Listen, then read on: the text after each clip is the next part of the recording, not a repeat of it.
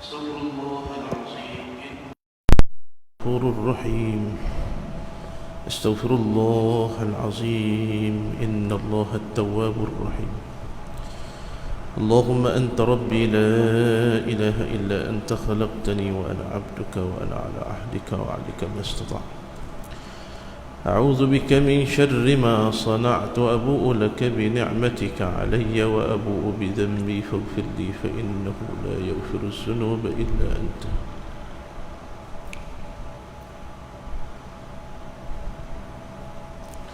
InsyaAllah pagi ni kita selawat dulu boleh? Boleh?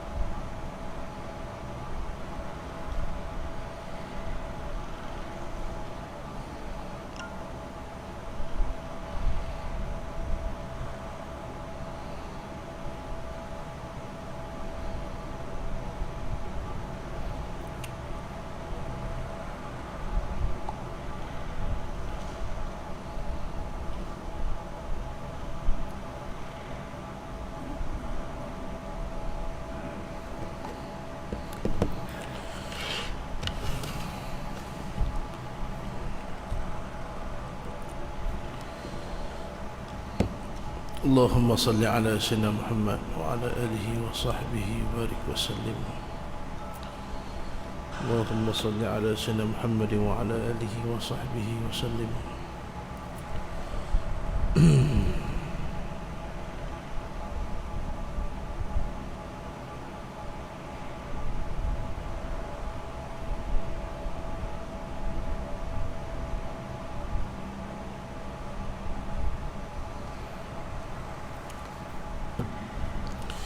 InsyaAllah kita selawat sama-sama insyaAllah. Sallallahu ala Muhammad sallallahu alaihi wasallam.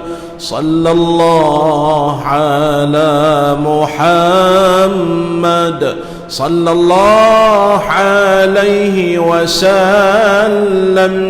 Ya Nabi salam alaika, ya Rasul salam alaika, ya Habib salam alaika. Salawatullah alaika, ya Nabi salam alaika, ya Rasul salam alaika, ya Habib salam alaika.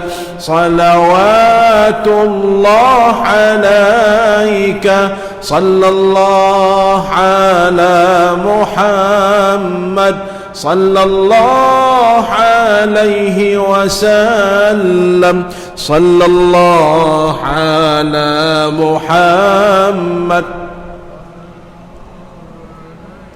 وسلم. أشرق البدر علينا فاختفت منه البدور مثل حسنك ما رأينا قط يا وجه السرور. صلى الله على محمد صلى الله عليه وسلم. صلى الله على محمد صلى الله عليه وسلم. أنت شمس أنت بدر أنت نور فوق نوري. أنت إكسير وغالي أنت مصباح الصدور. صلى الله على محمد صلى الله عليه وسلم. صلى الله على محمد صلى الله عليه وسلم يا حبيبي يا محمد يا عروس الخافقين يا مؤيد يا ممجد يا إمام القبلتين صلى الله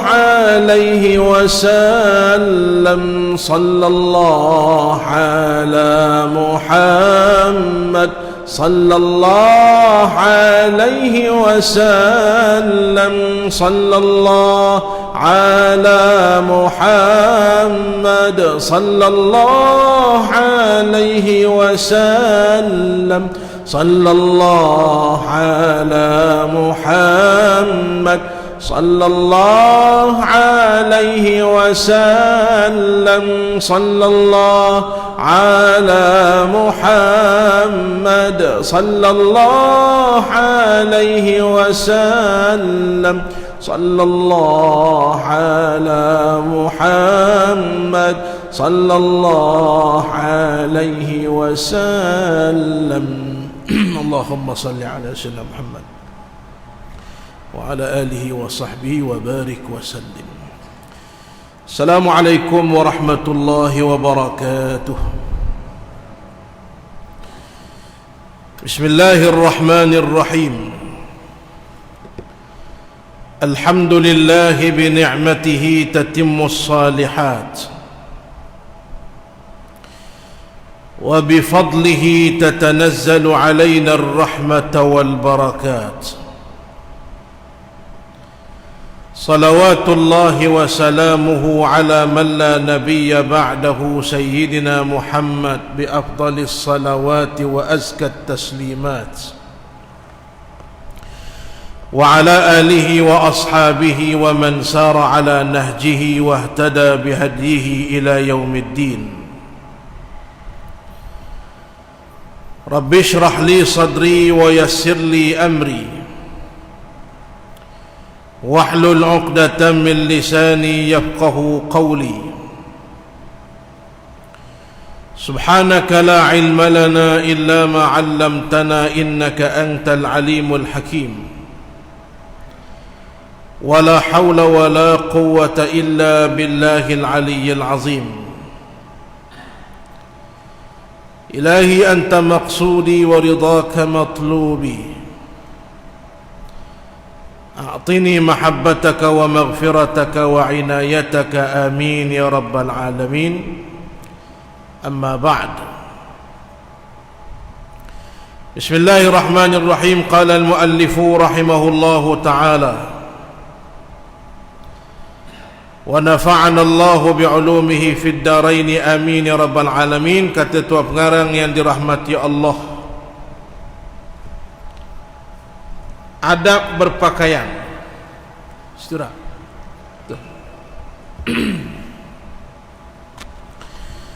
apabila kamu ingin memakai pakaian,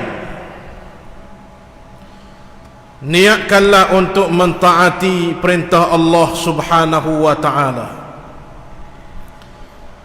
yaitu memelihara auratmu. Waspadalah daripada menjadikan tujuan kamu berpakaian adalah untuk menunjuk-nunjuk kepada makhluk. Nescaya kamu akan rugi. Muslimin dan muslimat yang dirahmati oleh Allah Subhanahu wa taala, Nabi sallallahu alaihi wasallam menyebut innamal a'malu binniyat.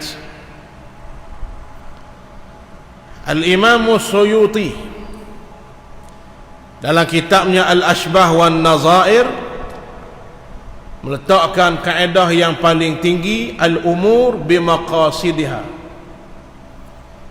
Maknanya apa? Setiap urusan kita atas niat. Maka ambillah keuntungan, ambillah pahala atas segala yang kita buat dengan niat. Di amal soleh ni ada yang khusus, ada yang umum. Yang khusus sembahyang, puasa, menunaikan haji, itu khusus. Yang umum semua apa yang kita buat atas dunia, tidur, makan, pakai baju, itu dipanggil umum. Dia boleh jadi saja-saja ataupun dapat pahala. Ada orang bangun pagi pergi kerja tak dapat apa-apa. Ada orang bangun pagi pergi kerja dapat pahala sampai balik, diampun dosa sampai balik. Apa yang membezakannya? Niat. Yang bezakannya niat.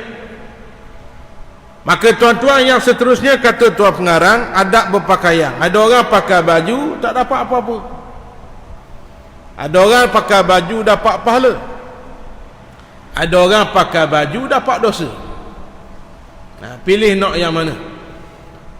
Maka tuan-tuan sekalian, la tahqiranna minal ma'rufi syai'a. Kata Nabi SAW, jangan kamu pandang rendah, pandang lekeh, pandang kecil pahala yang kecil. Ini pesanan Nabi SAW. Pahala ada yang besar, ada yang kecil. Dosa ada yang besar, ada yang kecil. Maka kata Nabi, la tahqiranna, jangan kamu pandang lekeh, jangan kamu pandang kecil satu pahala yang kecil. Walau an alqa akhaka biwajhin taliq. Lalu Nabi beri contoh salah satu pahala kecil, temu kawan kita dengan wajah yang taliq. Temu saudara tengah jalan ke, dalam majlis ke, pandalah biwajhin taliq. Apa makna taliq? Ai wajhun mubtasim, dengan wajah yang manis. Rupa-rupanya esok kalaulah kita ditimbang, ada orang rupanya yang menyebabkan masuk syurga pahala yang kecil. Ditimbang-timbang sama dosa dan pahala, tak boleh masuk syurga. Mari satu je lagi pahala, pahala senyum korang masuk syurga.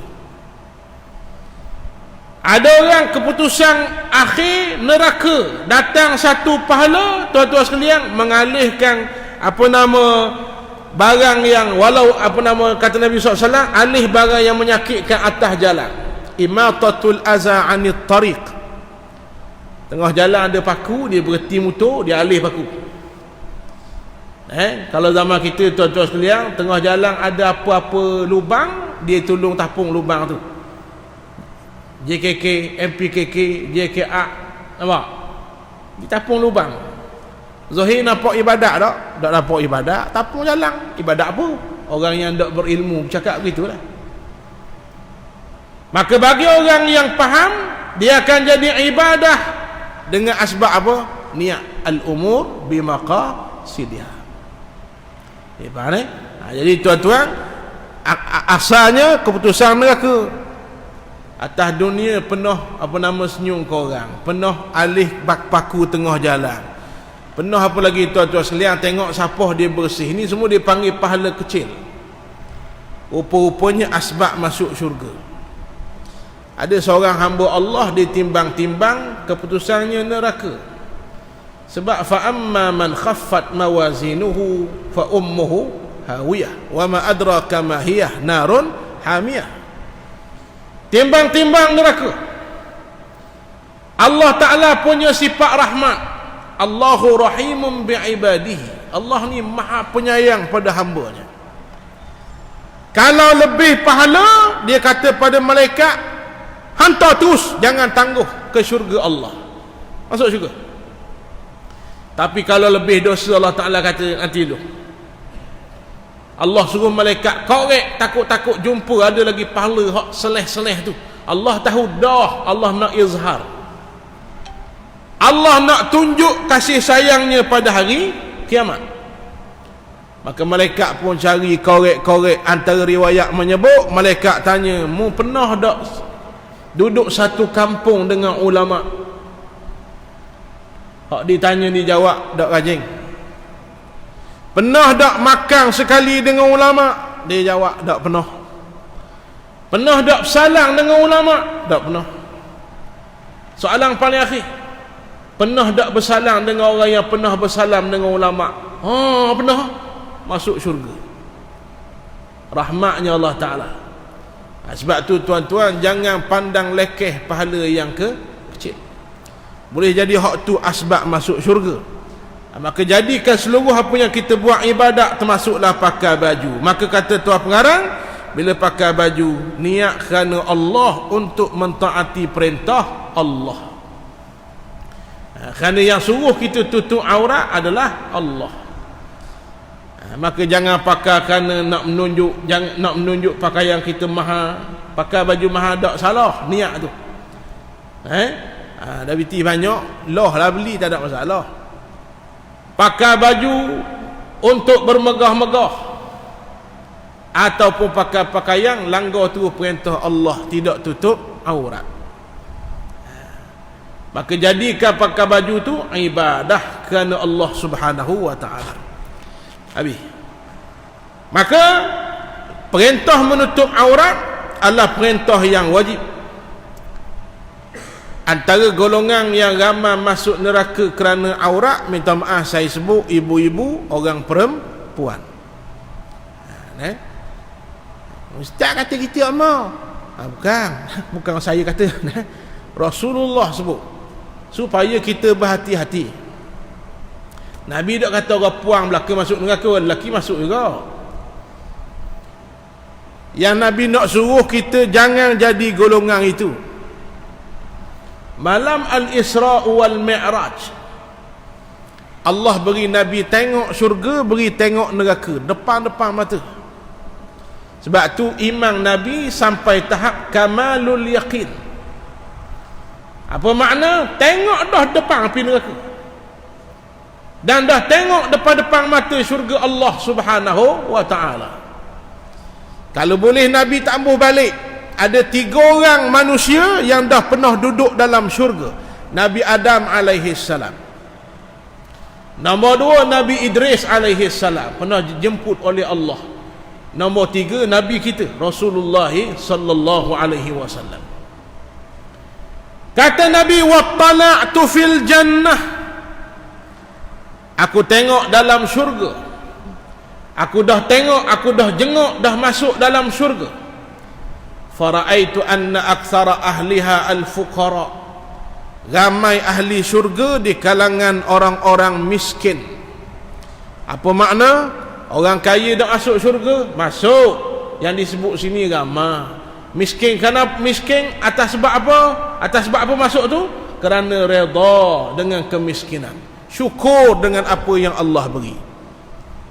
Dalam hadis lain pula Nabi minta lindung pada miskin, betul tak? Antara zikir Nabi pagi dan petang, Allahumma inni a'udzubika minal kufri wal faqr. Ya Allah, lindungi aku daripada kufur dan fakir. Lindungi aku daripada kufur dan miskin. Dah hadis ni kontra ke? Tak. Yang masuk syurga kerana miskin tapi syukur, redha. Usaha dah takat tu je rezeki Allah beri, dia syukur. Yang masuk neraka kerana fakir lalu kufur. Ini ramai akhir zaman. Akhir zaman yang mudah untuk dimurtadkan oleh golongan kafir. Kalau hari ini golongan kristianisasi, missionary Kristian, dia mudah murtadkan orang Islam hak kaya ke miskin? Yang miskin. Miskin gagah akidah tak apa. Akhir zaman dah miskin, jauh pada Allah pula. Betul tak betul? Ramai tu di gereja yang dikafirkan, dimurtadkan oleh golongan Kristian adalah golongan miskin. Faham? Maka Nabi minta lindung miskin yang mana? Yang jauh daripada Allah. Jadi begitu akhir zaman. Zaman mula-mula Rasulullah dakwah, orang susah ramai ikut. Orang kaya ramai lawan Nabi. Akhir zaman jadi musim. Orang kaya, orang bandar jadi ikut Rasulullah. Orang kampung, orang miskin, orang susah jadi dia ikut Nabi. Betul tak? Saya pernah dijemput satu kampung, rahsia lah mana? Kat mana rahsia? Dia jemput ustaz mai bagi kuliah sikit, dia kata. Saya kata kat mana? Dia sebut kampung sekian-sekian. Kita ada majlis bagi bantuan pada golongan miskin.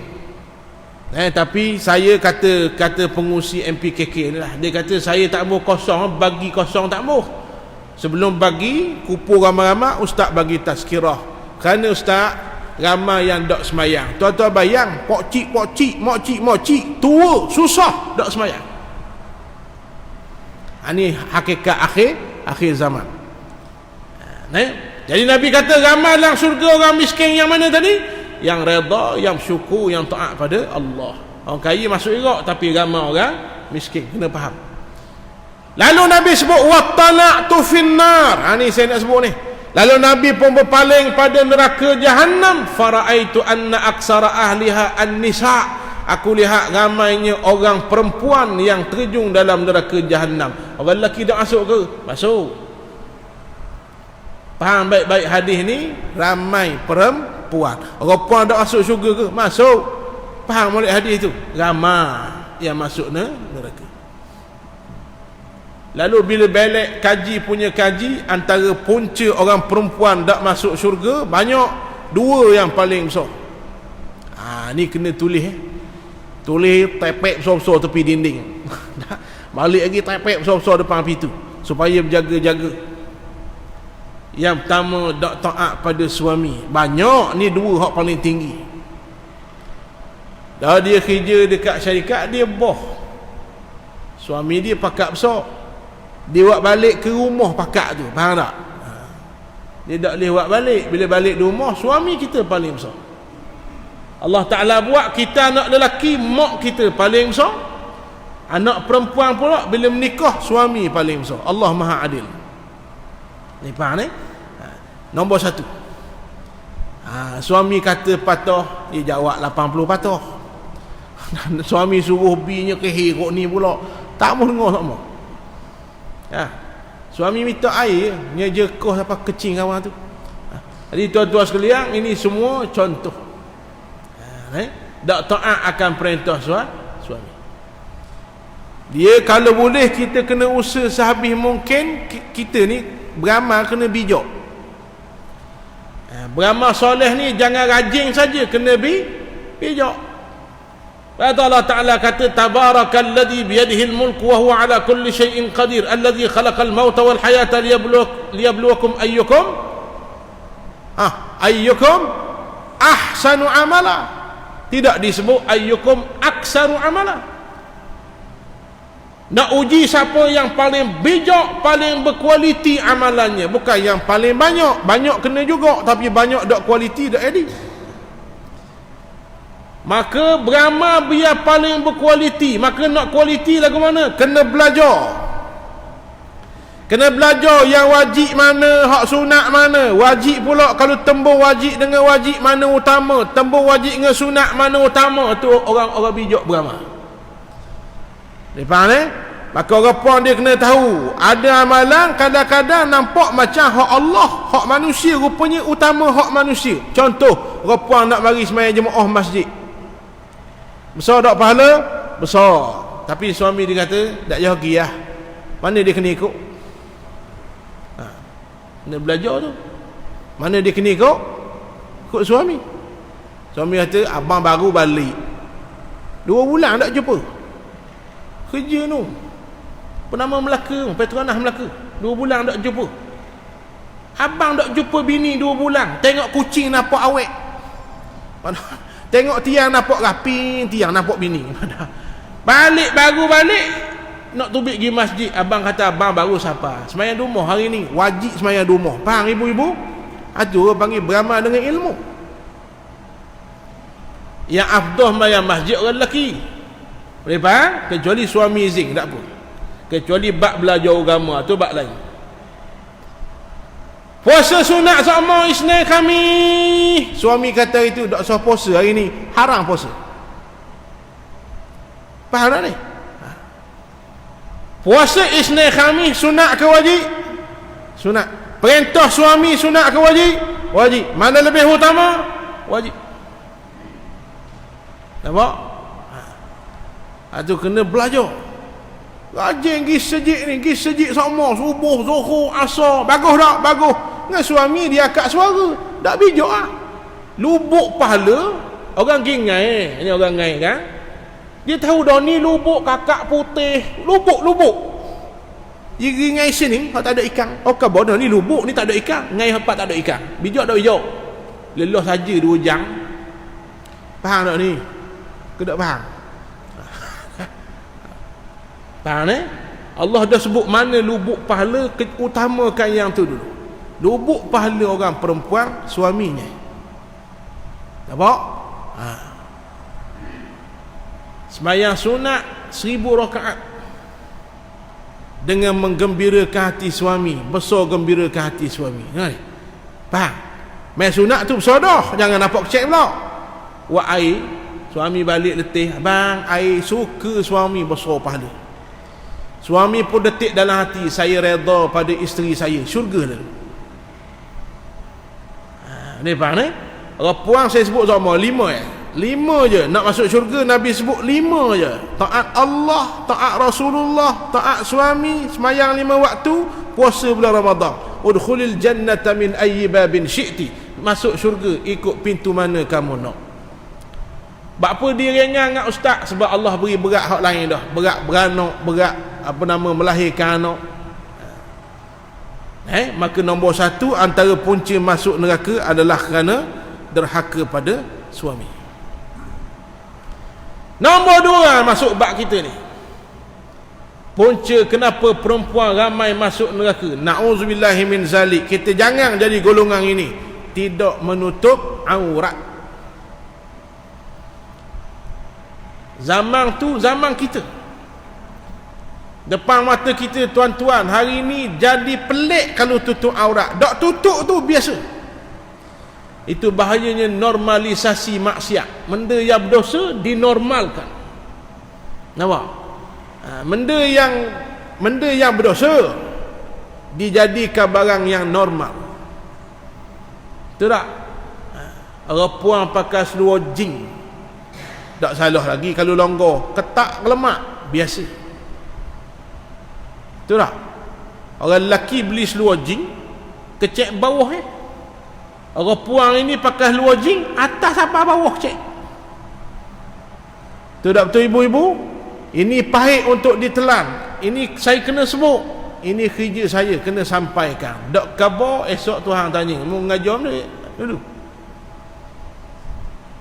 Dah khabar, kerja memberi hidayah kerja Allah.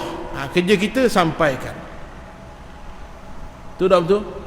Ada sahabat saya tuan-tuan, dia kerja outer seluar. Outer seluar, tanya, ustaz dah kalau orang puang main outer seluar, apa hukum? Saya kata harus. Hukum asal. Maka tengok, dia mari pakai mana? Dia mari tutup aurat molek, tapi mari kecek seluar jing. Boleh ihtimal dia nak pakai depan suami tu, boleh. Tapi kalau mari pakai gitu dah.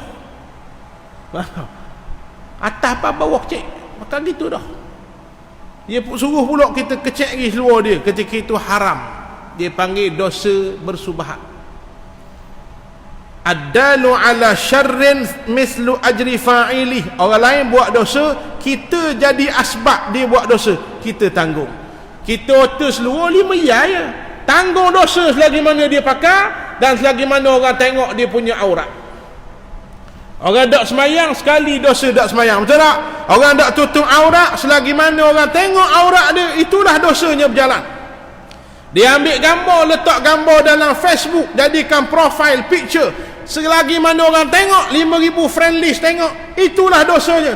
Mati kawan tu, pemilik Facebook mati, gambar terpampang, dosa berjalan, kawan duduklah kubur dah. Mak ayah jenis mari dengar masjid terbauk, kena buang, nak buang tak tahu pula nombor password, tak tahu, tak boleh nak buang, kekallah dosa tuan-tuan sekalian.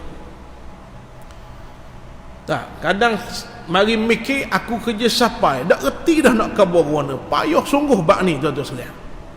Tak tahu dah, kadang mari putus asa, tak boleh putus asa, kena khabar juga. Payah tuan-tuan. Jadi biasa dah. Hak umur 26 pakai baju adik dia 6 tahun. Betul tak? Allahu Rabbi. Saya nak sebut pada orang perempuan dalam masjid, dalam live yang bersama kita malam ni, Rasulullah SAW yang kita duduk sambut hari lahir Nabi ni, tuan-tuan, antara manusia yang paling kasih pada golongan wanita. Bukan antara Nabi paling nombor satu mengasihi wanita. Asbab Nabi diangkat darjat orang perempuan. Dulu zaman jahiliah, orang puang boleh diguna oleh 10 lelaki. Seorang 10 pakai. Bila mengandung tak tahu anak siapa, kumpul 10 orang, muka mirip siapa? Tu ayah dia. Dia ikut kepala otak dia. Mari Rasulullah sallallahu alaihi wasallam mengangkat darjat orang perempuan, bukan pakai setuh pun tak boleh. Mahal tuan-tuan sekalian. Betul-betul nak setuh kena akad ijab dan kabul baru boleh setuh. Mana apa barang mahal tuang yang boleh pakai. Tuan-tuan pergi kedai jam hak duduk luar orang boleh pegang, hak tu RM40 je. Hak duduk dalam cermin, Longines, Mido, Radu, hak tu RM4,000. Betul tak betul? Sebab apa duduk dalam cermin? Mahal. Ke hak duduk luar mahal, dalam cermin murah. Hak tu toke tu duk apa betul toke tu. Jangan pegang hak luar tu, ada cermin pegang. Pening toke. Tengok boleh, sentuh jangan. Sebab apa? Mahal. Ada yang mula persoal kerana terpengaruh dengan golongan feminisme. Tahu golongan feminisme? Konon-konon pejuang hak asasi wanita. Orang lelaki boleh buka, lelaki kita tak boleh buka. Ia ikut adil ni sama. Itu bahaya.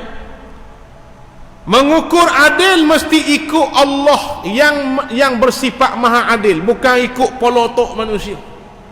Adil di sisi Allah, wada'u syai' fi mahalli. Ada pun adil di sisi sosialis, Allah sama rata. Orang lelaki boleh buka baju, orang puan boleh buka tak? Itu adil polotok dia, ikut polotok manusia. Padahal kita tak sama.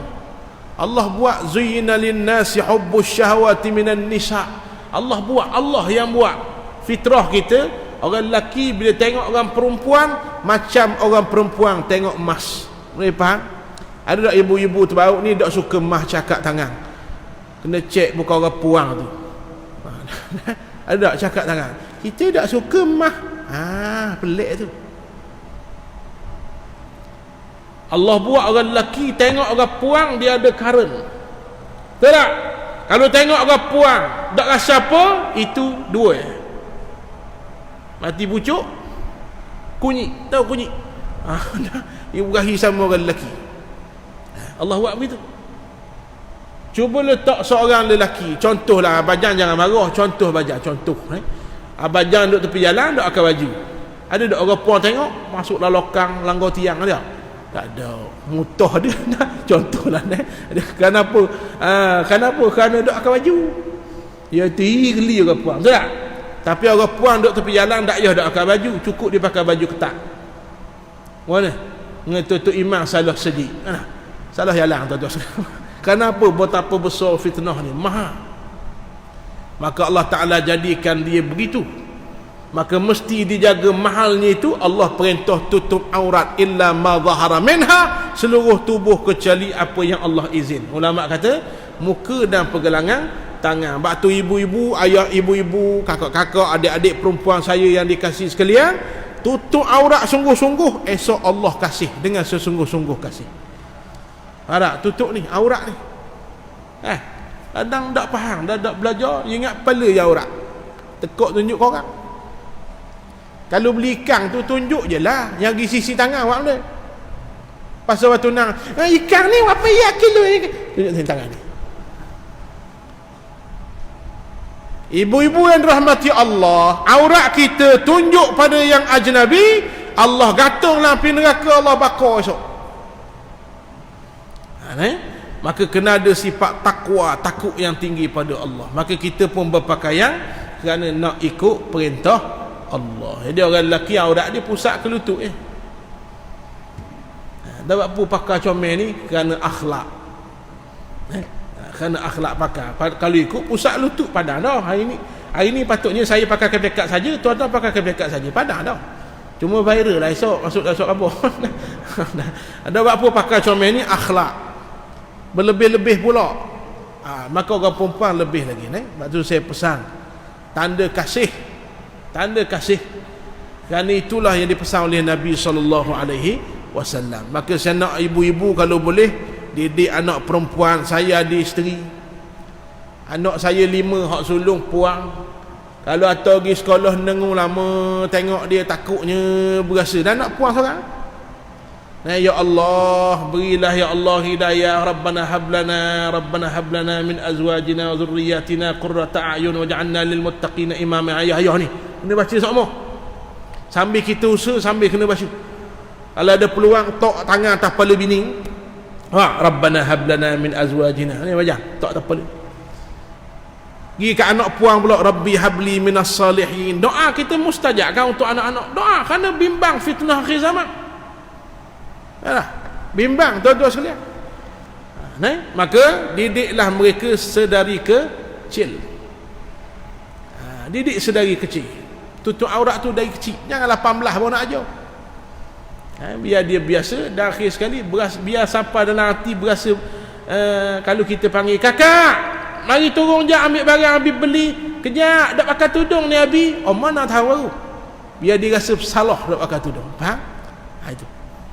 Jadi tuan-tuan sekalian, ni kita pula yang pusing anak orang pakai tudung. Dia tu pusing. Saya pernah berjalan di mall, ada makcik tu kata, siangnya kecek-kecek pakai tudung dah. Dia tu siang anak kita. Dia tak pakai tudung. Muka 68 dah rasa dah. Dia tuan-tuan sekalian, patut kita siang ke dia. La haula wala quwata illa billah. Jadi Nabi pesan bada al-islamu ghariba fasayaudu ghariba kama bada'a. Fatuba lil ghuraba. Bermula Islam tu asing. Makna apa? Nabi bawa agama, orang Mekah pandang asing. Fasayaudu ghariba. Lepas tu jadi berkembang Islam sampai ke China, sampai Nusantara. Satu hari nanti kata Nabi akan balik jadi asing. Rupanya zaman kita hak dak tutup aurat jadi biasa, hak tutup aurat jadi pelik. Fatuba lil ghuraba, kata Nabi, untunglah yang dipandang pelik kerana beramal dengan apa yang aku ajar.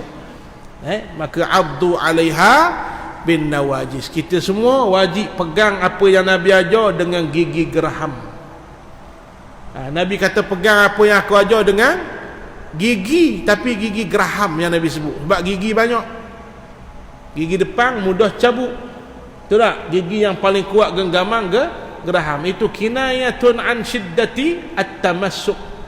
Kinayah nak kau pegang kena kuat. Gigi depan kalau kau, ada orang gigi atas bawah sama. Saya gigi bawah atas depan. Kalau gigi daging, gigi depan 8 minggu dah sudah. Kena gigi geraham. Maka pegang apa yang Nabi ajar dengan gigi geraham. Mana apa? Pegang dengan sungguh. Jadi saya pesan pada ayah-ayah yang ada depan saya pula. Tadi ibu-ibu, tolong pesan, tolong didik. Istausu, kata Nabi. Jangan putus asa. Kabar semua pesan. Isteri, anak perempuan, bin nisa, kata Nabi, anak perempuan. Khaira, dengan cara paling baik. Dengan cara paling baik.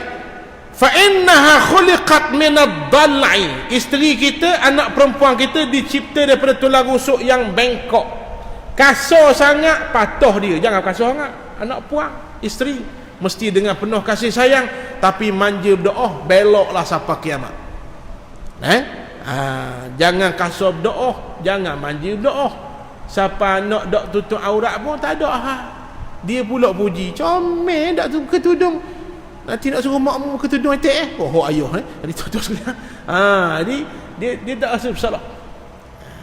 Esok tuan-tuan kena ingat orang puang saya sebut dah tadi, 5 dia buat masuk syurga. Kita orang lelaki, kaki sejik, kaki kuliah. Asal kuliah Ustaz Muzani muka dia. Mana apa kaki kuliah. Tiba-tiba meniti atas titian sirat, tahajud, kuliah, main sunat, sedekah, main jemaah, ngagah ni. Tiba-tiba nu hak bawah nu, ya Allah, saya anak dia atas dunia, dia kaki sejik, kaki kuliah, tapi ada dia tak buat. Aku masuk neraka kerana tak tutup aurat, ya Allah. Itulah ayah aku, tak ajar aku, tak ajar tegur. Bum, dia terik kita terjunlah neraka, tuan-tuan. Wal ayazubillah. Ada seorang haji bila saya sebut bab ni, ada di satu tempat, satu masjid di Terengganu ni lah. Tengok pada muka dak munasabah menangis. Ganah dak atuk muka. Dia mari dekat saya menangis, tuan-tuan. Nangis kerana dengar hak saya sebut tadi tu. Dia menangis, dia kata, "Ustaz, saya ada anak perempuan. Banyak kali dah ajar dak tutup aurat, Ustaz. Lagu mana saya kata, ajar dah, tegar dah, tak apa. Yang beri hidayah kerja Tuhan. Yang maksud saya, kita terjun kalau kita tak pernah ajar. Maka tuan-tuan kena pesan dengan penuh kasih sayang. Anak puang ni dia kena seni. Kena seni. Faham tak? Jangan kasar macam anak lelaki, dia kena seni. Kena usap lebih, kena beri kasih sayang lebih, supaya dia rasa penuh kasih sayang ayah, barulah dia dengar. Pengalaman saya zaman sekolah jadi pimpinan pelajar, pengalaman tanya kawan-kawan yang dah jadi guru, jadi cikgu, guru disiplin. Antara punca kalau budak-budak perempuan ni bermasalah, tanya masalah nombor satu, mesti ada masalah dengan mak ayah, terutama dengan ayah. Zaman sekolah lu kita pimpinan pelajar, takak budak-budak ni berdua-duaan pukul 2 pagi. Cek hak puang mesti ada masalah dengan ayah. Tak cukup kasih sayang ayah menyebabkan anak kita cari orang lelaki lain di luar. Faham? Maka beri kasih sayangnya lebih kalau ada anak perempuan. InsyaAllah dia akan dengar nasihat dan didikan kita. Habis. Jadi tuan-tuan, adab berpakaian je sebut pagi ni. Cuma saya sebut lebih sikit supaya kita faham, baru kita berpakaian kerana mengikut perintah Allah Subhanahu wa taala. Pakailah mengikut apa yang diajar oleh Nabi sallallahu alaihi wasallam. Habis. Kemudian kata tuan pengarang yang dirahmati Allah, adab masuk ke dalam tandas. Jika kamu mahu ke tandas. Jadi berpakaian, tuan pengarang tak sebut doa tadi. Jadi tambah sendiri deh. Allahumma hassin apa namanya, khuluqi kama hassanta khalqi. Itu doanya. Bila nak pakai baju, baca doa apa? Allahumma hassin khuluqi kama hassanta khalqi. Itu doa. Itu doa tengok cermin. Itu doa tengok cermin Allahumma salli ala sayyidina Muhammad. Tidak disebut di sini doa berpakaian. Akan datang kita carilah kok ada disebut. Paling kurang apa-apa tuan-tuan nak buat, apa namanya, paling kurang kullu amrin zibalin la yubda'u fihi bi bismillahirrahmanirrahim fahuwa aqta. Paling kurang, paling komang, tak ada doa yang panjang, bacalah bismillahirrahmanirrahim. Bismillahirrahmanirrahim paling kurang. Habis. Jika kamu mahu masuk ke tandas untuk qada hajat, dahulukanlah kaki kirimu ketika masuk dan kaki kananmu ketika keluar. Ini sunnah Nabi sallallahu alaihi wasallam. Isyarat kepada tandas tempat yang kotor, maka dimulakan dengan kiri. Kerana kanan dan kiri ni sampai kiamat. Ada pertimbangan. Kanan ni tanda mulia, kiri tanda kehinaan. Boleh? Kecuali dalam bab-bab tertentu dia tak ada hina mulia. Contohnya tengah jalan, tu tak ada lah. Faham ni? Kanan isyarat mulia, kiri isyarat kehinaan sampai kiamat esok. Tapi ada setengah bab kiri kanan tak ada mulia hina atas jalan raya. Lagi ada faham kiri hina, ya kanan mau tak siapa mau rumah. Kanan mau kanan. Rumah dia kiri, dak masuk kiri. Jadi satu jadi jauh pula jalan. Jangan kena cover. Ada kau jenis gitu bohong. Jenis lurus tu. Ustaz kata kiri kehinaan, dak masuk kiri. Kanan mau. Rumah belah kiri lah panjang pun siapa. Jadi tuan-tuan sekalian, waktu dok kira dalam bab ibadah, dalam apa nama bab yang diajar oleh Nabi sallallahu alaihi wasallam, mulakan kanan, taqdimul yumna 'ala al-yusra, maka kita mulakan dengan kanan. Termasuklah masuk tandas, mulakan dengan kaki kiri kerana tandas tempat kotor. Dan kaki kanan ketika keluar kerana luar tandas lebih mulia daripada dalam. Ini makna apa? Islam itu agama yang syumul. Kita kadang jadi orang Islam lama dah, tak tahu ciri-ciri Islam. Apakah antara ciri Islam? Syumul, agama yang sempurna mengajar segala hal. Tuan-tuan kata ada bab yang Islam dak ajar bukan dosa besar, kufur, jadi murtad. Faham? Ada bab Islam dak ajar. Mana apa? Allah terlupa nak ajar ada satu bab. Mana Allah kurang akidah tuan-tuan. Sembahyang Islam ajar, puasa Islam ajar, politik tak lah Islam. Dia kau pandai nak buat guna pun politik. Bahaya cakap gitu. Nampak? Islam ajar belaka sembahyang, puasa, masuk tandas, tubik tandas, tidur, bangun tidur, lajabat, meretah negara, daripada sekecil masuk tandas keluar tandas sehingga sebesar memerintah kerajaan. Semua diajar oleh Islam. Hak ni yang kita nak baiki kepahaman umat Islam akhir zaman. Yang dah berjaya dirosakkan oleh golongan ilmaniyun ataupun ilmaniyah, sekularisme, mengasingkan agama daripada kehidupan. Bila ada agama dalam masjid, lepas tu kalau orang masuk masjid nak sembahyang isyak pakai luar pendek, ramai ada orang tengok pelik. Akan ramai ada orang tengok pelik, ramai metong tengok kalau pendek. Tapi kalau pakai luar pendek atas padang bola, orang tengok pelik tau. Biasa tu. Padahal rumah Allah kena taat perintah Allah, atas padang bola kena taat Allah Ta'ala tau. Kena taat juga. Itu yang kita kena faham. Lepas tu saya sebut omong ke sahabat-sahabat kita main bola dengan budak-budak muda, saya sebut begitu. Oh, baru faham ustaz dia kata. Islam bukan larang main bola, bukan larang beribu. Islam larang langgar perintah Allah. Faham? Islam larang langgar perintah Allah. Jadi tuan-tuan sekalian, ada pelakon yang hijrah. Tanya ustaz-ustaz, kena berhenti ke berlakon? Kita kata berhenti buat mana? Kerja mu. Mau jadi artis tu pengaruh orang, maka tukarlah. Tukar, pengaruhkan ke arah kebaikan. Kita buktikan Islam tu agama yang sempurna.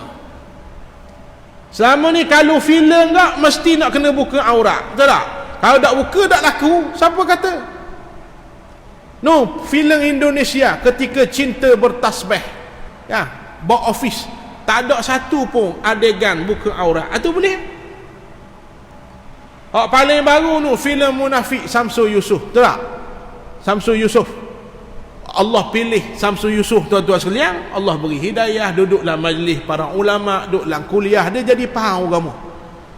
Dia buat filem Munafik, satu babak pun tak ada buka aurat. Boleh untung tak? Juta-juta untung. Dah? Apa alasan nak lawan perintah Tuhan? Islam bukan marah berlakon, bukan marah buat filem, bukan marah main, bukan marah beribu. Ala likulli malikin hima. Cuma dia bagi setiap sultan dia ada sempadan. Maka Allah ada sempadan. Apa sempadan Allah?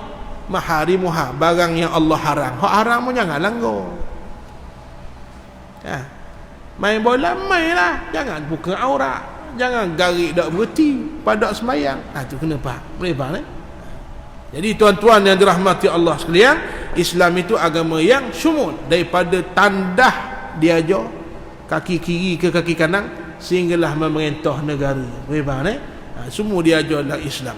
Jangan kamu bawa bersama sesuatu masa masuk tandas yang tertulis nama Allah dan Rasulnya, dan jangan juga kamu masuk dalam keadaan kepala tidak ditutup serta berkaki ayam. Ini semua adab, bukan wajib Jangan bawa nama Allah dan Rasul, ini haram. Kalau yang ditulis di kertas, memang benda tu, contoh Quran, memang mushaf, haram awak masuk dalam tandas. Tapi kalau Quran tu duduk dalam handset, dengar boleh Quran ada tak Quran dalam handset? Kena ada lah. Ibu-ibu, ayah-ayah, kan kita duduk zaman moden, gunakan kemodenan untuk taat pada Allah. Dalam handset ni biar ada Quran Android, bila-bila masa boleh mengaji. Baik. Boleh tak awak masuk handset tu dalam tandas?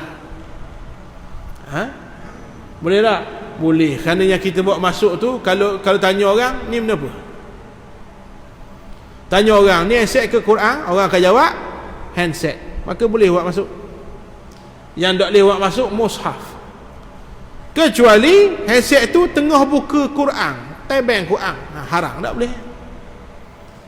Ataupun pasang ringtone yang ada Allah, yang ada Rasulullah. Kita nak jadi orang baik pun kena pandai. Bagus dah nak buat ringtone ayat Quran tapi tak sesuai. Beramal mesti dengan ilmu. Ada beberapa tempat tak sesuai pasang Quran, bahkan berubah hukum jadi haram. Pasang Quran boleh pahala, betul tak betul? Ada beberapa tempat tak boleh. Antaranya tuan-tuan, tengah orang ramai di pasar, haram pasang Quran. Majlis perkahwinan, walimatu urus, haram pasang Quran. Dalam tanda, haram pasang Quran. Sebab apa? Ambil saya cerita. Wa iza quri'al Qur'anu fastami'u lahu wa ansitu. Bila dipasang Quran, bila dibaca Quran, yang pertama kena dengar, kena diam. Betul tak? Baik, di pasar orang bising ke diam? Diam. Pasar dia tu.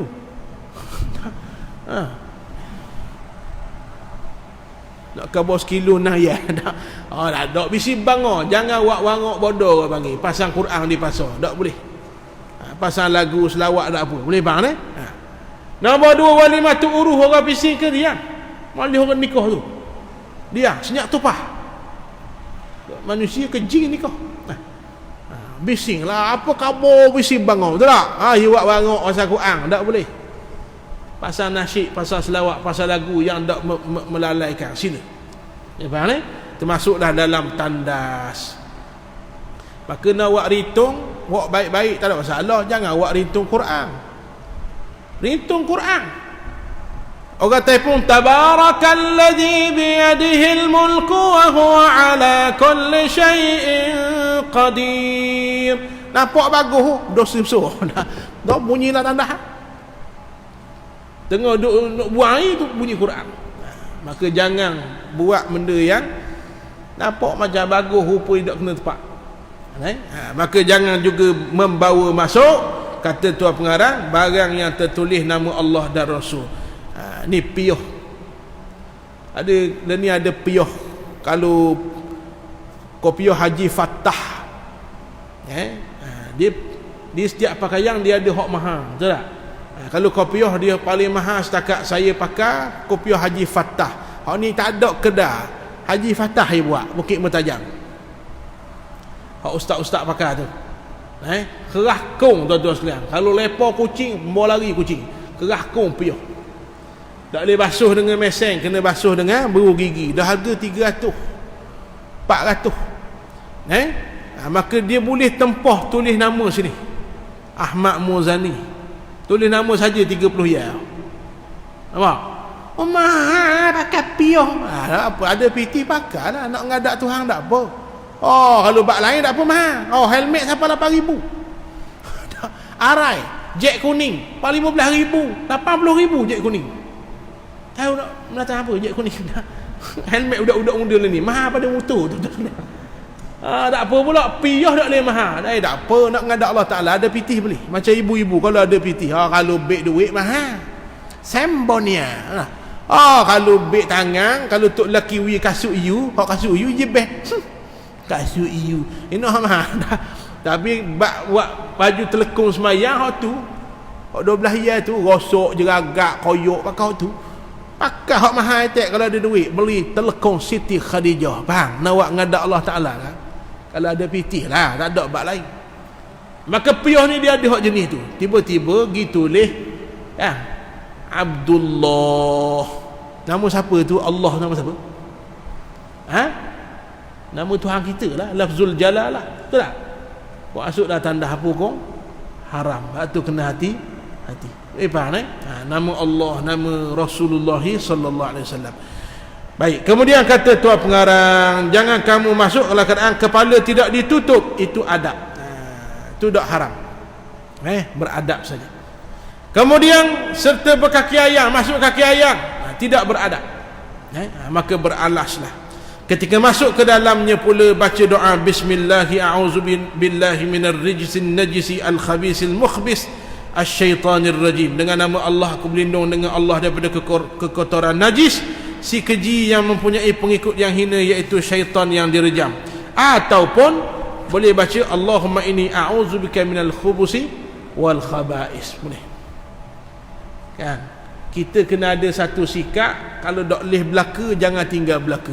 Kalau malah nak baca a'udzubika minal khubusi wal khaba'is, a'udzubillahi minasyaitonir rajim, padang dah. Boleh faham? Minta lindung daripada syaitan. Sebab pok dia tu Tandah pok siapa? Pok syaitan dan iblis. Sebab tu kalau nak baca surat khabar, baca ruang tamu, jangan baca lah tandah. Oleh-oleh adalah tandah.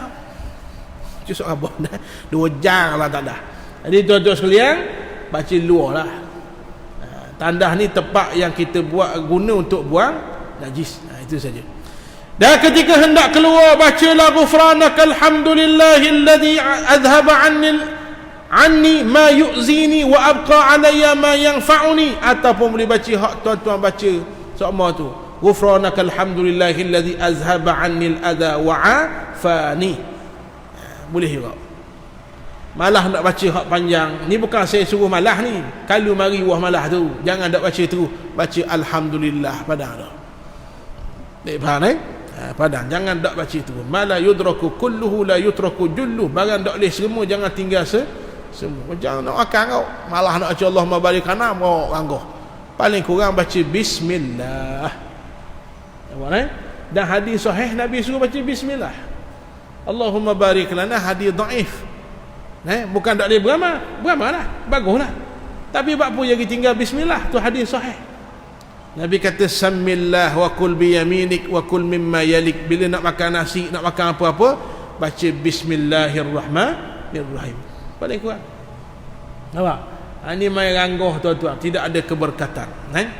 Habis. Kemudian batu-batu kecil hendaklah disediakan sebelum qada hajat. Ni kalau tempat tak ada air lah. Jangan kamu beristinja dengan air di tempat qada hajat. Kamu hendaklah memastikan bersih daripada kencing dengan berdehem, melurutkan zakar dengan lembut sebanyak 3 kali dan melalukan tangan kiri di bawah batang kemaluan. Ni apa yang diajar oleh Nabi SAW. Saya baca sikit lagi. Tuan-tuan, satu hari Nabi lalu di tanah perkuburan.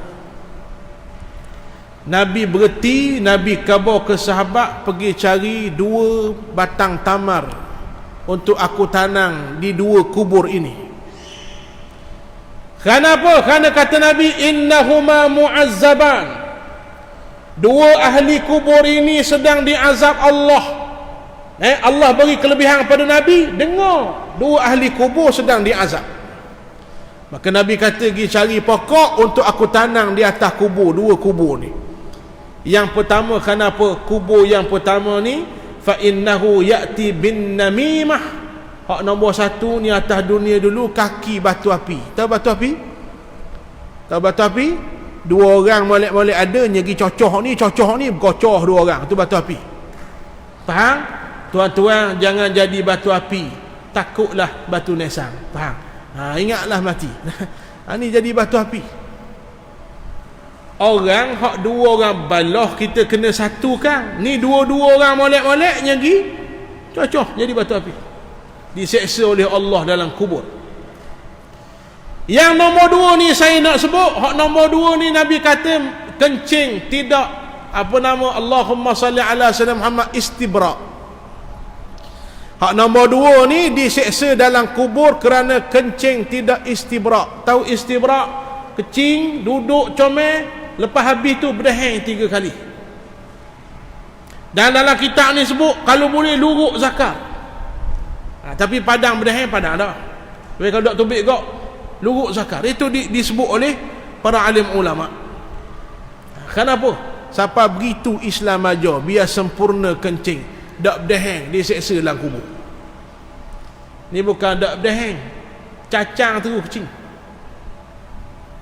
Ini bukan adab yang diajar oleh Nabi SAW. Berhenti di RNR, tempat kecing cacang tu, kau kapi dah. Kita orang Islam masuk dalam tandah, duduk baik-baik macam cara yang diajar oleh Nabi, kemudian berdeheng. Kecuali darurah, tandah penuh, ketik-ketik ni ada apalah. Ni oleh-oleh ada tandah kosong, kapi lah tu, kecing dikena. La haula wala quwata illa billah. Faham hari ni? Siapa tahap tu Nabi SAW ajar. Lalu Nabi kata cari pokok, tanam atas kubur, kerana 2 pokok ini akan berzikir memohon keampunan pada ahli kubur. Di sinilah asbab kita ambil pokok tanam atas kubur mak ayah. Faham tak ni? Kubur mak ayah kita tu tanam pokok tu sebab apa? Yusabbihu lahu ma fis samawati wa ma fil ard. Seluruh makhluk Allah dia bertasbih, termasuklah pokok. Ni orang tanam pokok, dia mari, dah tanam pokok ni, nanti aku beli pokok plastik, pokok comel. Dah buat benda pokok plastik. Suruh tanam pokok hidup. Kenapa? Pokok tu bertasbih pada orang di dalam kubur. Jadi tuan-tuan sekalian, itu akibat daripada kencing yang tidak sempurna. Habis. Jika kamu berada di padang pasir, maka menjauhlah daripada pandangan orang.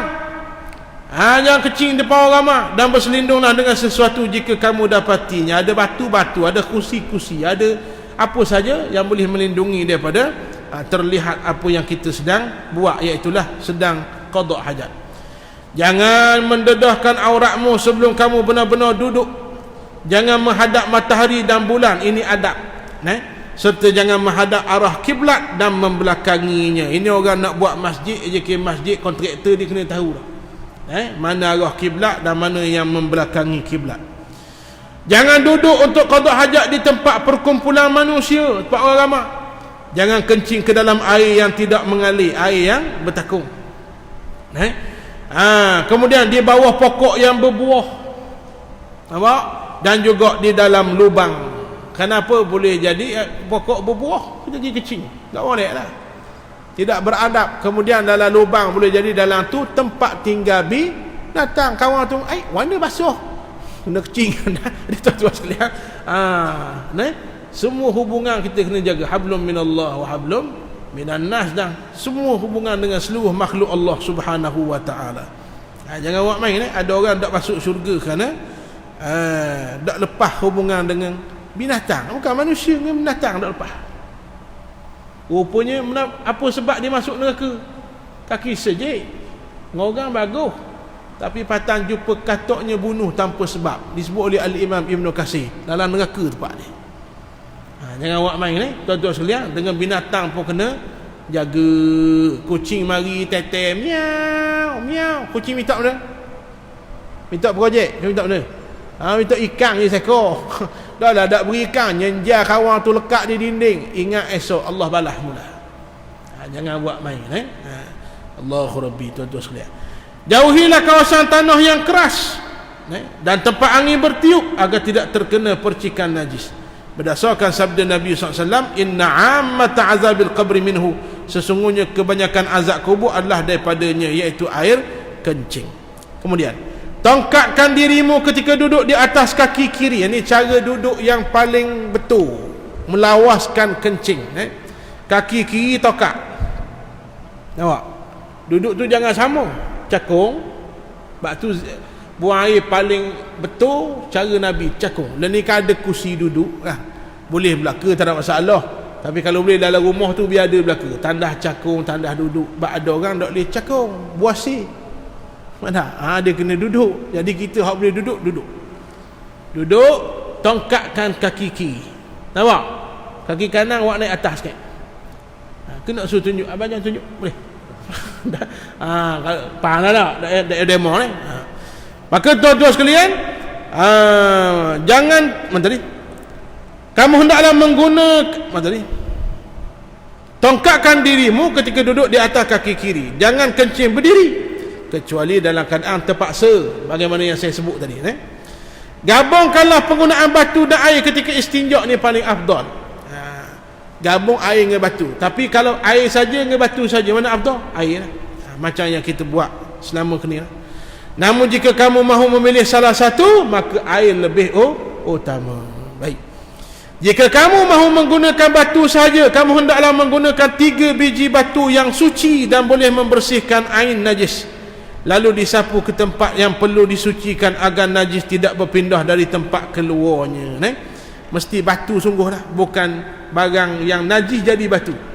Najis kerah, dia ingat batu, dia buat bersih najis, tak boleh. Begitu juga kamu mesti melalukan batang zakat dengan 3 permukaan bagi seketul batu. Mesti 3 permukaan. Jika penyucian najis belum terhasil dengan 3 biji batu, maka sempurnakanlah dengan 5 atau 7 biji batu sehingga ia bersih dengan bilangan batu yang ganjil. Ini kita belajar ambil berkat. Ataupun akan datang kalau tiba masanya, kita akan beramal lah. Tapi sekarang ni belajar sekadar ambil pengetahuan. Bilangan yang ganjil adalah sunat, sedangkan penyucian najis pula wajib. Maka jangan kamu beristinja kecuali dengan tangan kiri. Makan tangan kanan, istinja tangan kiri. Dia kata sama ke belaka, tak boleh. Ini yang diajar oleh Nabi SAW. Ketika selesai istinja, istinja mana apa? Perbuatan ketika menyucikan najis itu, lepas buang air besar, lepas buang air kecil, itu dipanggil istinja. Ketika selesai istinja, ucapkanlah Allahumma tahhir qalbi minan nifaq wa hassin farji minal fawahish.